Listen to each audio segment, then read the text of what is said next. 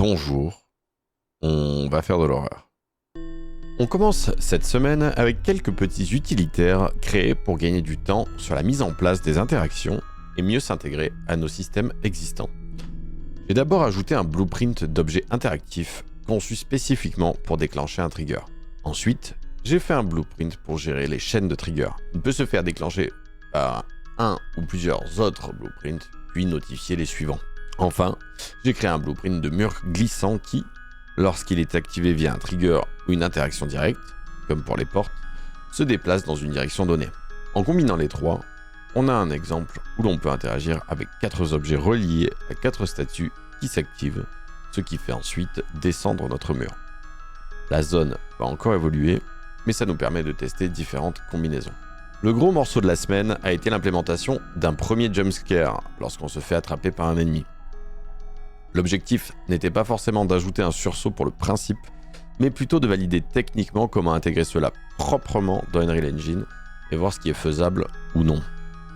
J'ai d'abord créé un composant dédié au déclenchement des jumpscares selon différentes conditions, ce qui nous permettra de varier les situations plus tard.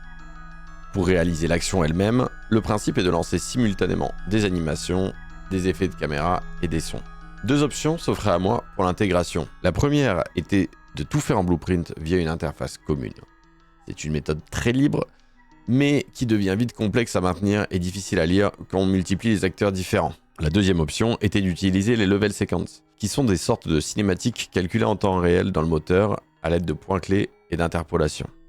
Cela offre une vue d'ensemble très claire de la séquence, mais c'est un peu plus rigidifié. Par exemple, je n'ai pas réussi à forcer la rotation du joueur vers l'ennemi directement au lancement via la séquence. Je suis donc finalement parti sur une approche mixte.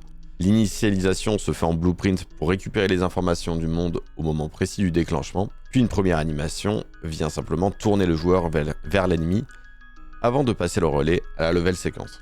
Cette séquence contient 2 pistes d'acteurs génériques qui sont remplacées à la volée au lancement, une pour le joueur et une pour l'ennemi.